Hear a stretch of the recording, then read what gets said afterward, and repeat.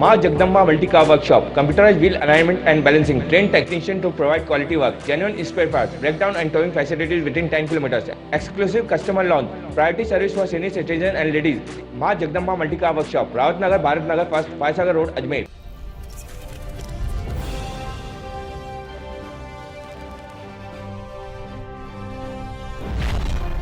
अजमेर को smart city बोलने और लिखने में अच्छा लग सकता है, लेकिन स्मार्ट शहर की उपाधि प्राप्त अजमेर के मुख्य चौराहों की ट्रैफिक लाइट लाल बत्ती गुल है, जिससे वाहन चालकों को असुविधा उठानी पड़ती है और ट्रैफिक व्यवस्था भी खराब होती दिखाई देती है। अजमेर का गांधी भवन शहर के मुख्य चौराहों में से एक है, लेकिन शहर वासियों का कहना है कि इस चौराहे पर एलिवेटेड ब्रिज बनने के बाद से ही ट्रैफिक की लाल बत्ती गुल हो गई, जिसके कारण वाहन चालकों को भारी परेशानी उठानी पड़ती है।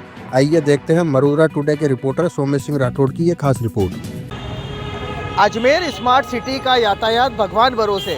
जी हाँ दर्शकों, देखिए जिस तरीके से अजमेर के जो मुख्य चौराहे हैं वहाँ पर पहले जो रेड लाइट हुआ करती थी एलिवेटेड रोड के बनने से पहले, उस वक्त यातायात जो है वो सुचारू रूप से चलता था। मगर जब से एलिवेटेड रोड बना है उसके बाद से जो अजमेर की मुख्य चौराहे, जैसे कि हम बात करते हैं अजमेर के गांधी भवन चौराहे की, जहाँ पर लाल बत्ती है वो यहाँ पर बंद है, जिसको लेकर मदार गेट से कचहरी रोड पर और चूड़ी बाज़ार से स्टेशन रोड पर जाने वाले जो राहगीर हैं उनको खासी समस्या का परेशानी का सामना करना पड़ता है। देखिए आए दिन हादसे यहाँ पर हो रहे हैं। जब मरूधरा टुडे न्यूज़ की टीम ने यहाँ के लोगों से बात की तो उनका क्या कहना था, देखिए मरूधरा टुडे की स्पेशल रिपोर्ट।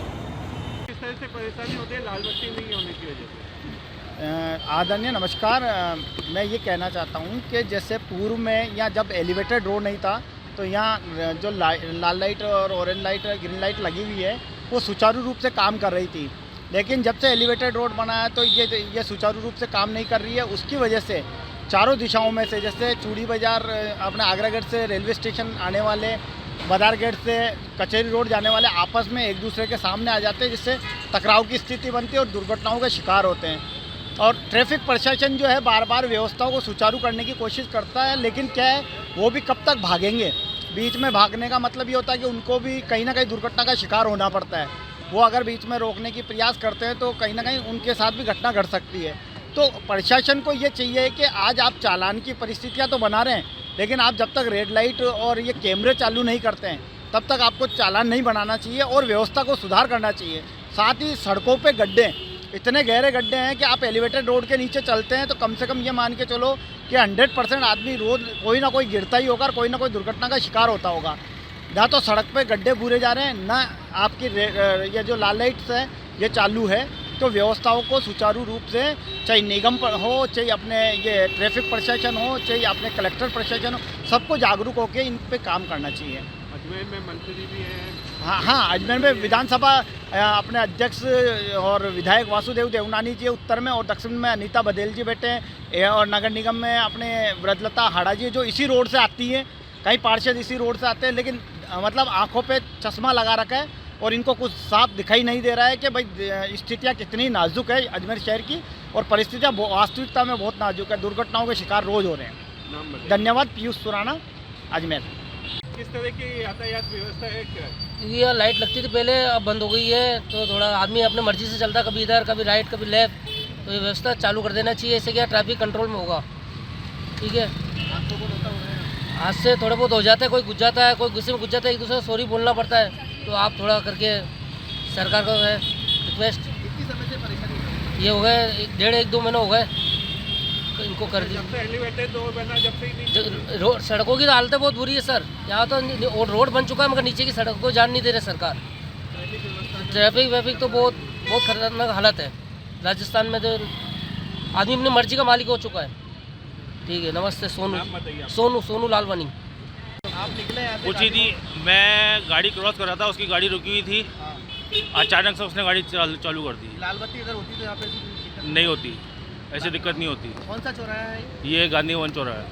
कितने लंबे समय से परेशानी चल रही है? ये तो काफ़ी टाइम से बंद है ही। जब एलिवेटेड रोड जब से बन रहा है जब से बंद है ही। क्या मानते हैं आप ये प्रशासन? कि लाल बत्ती चालू होनी चाहिए वापस। लाल बत्ती चालू होनी चाहिए। हर कोई अपनी मनमर्जी से मन मर्जी से चल रहा है सर। आपका भी अभी एक्सीडेंट होता होता बचा, अभी जस्ट बचा ही हूँ मैं आपके सामने। क्या नाम है आपका? तरुण शर्मा, कहाँ रहते हैं भैया? बिहारीगंज। कि यातायात व्यवस्था है यहाँ पर? यातायात व्यवस्था बिल्कुल बिगड़ी भी है। आज के जब ये पुल नहीं बना था उससे पहले लाइट, ये जो सिग्नल लाइटें चालू थी, उसके बाद में लाइटें बंद हो गई, राम भरोसे चल रही है, कोई प्रशासन ध्यान नहीं देता। आए दिन यहाँ पर एक्सीडेंट होते हैं, रोड साइड से गाड़ियाँ घुस जाती है, चाहे ऑटो वाला हो चाहे मैं हूँ, कोई भी हो, लाल बत्ती नहीं होती है तो घुस जाता है, और उसके दौरान आम आदमी को नुकसान उठाना पड़ता है। किसी का एक्सीडेंट हो जाता है, पैदल चलने वाले दुश्वार हो रखे हैं। तो शहर के अंदर, पूरे शहर के अंदर जहाँ जहाँ पे लाइट है ख़राब हो रखी है, उनको सही होनी चाहिए और लाल बत्ती चालू होनी चाहिए, सुचारू लाइट चलनी चाहिए। लेकिन ट्रैफिक और प्रशासन कोई भी इस लाल बत्ती का कोई ध्यान नहीं दे रहा। राम भरोसे चल रही है, अजमेर राम भरोसे है।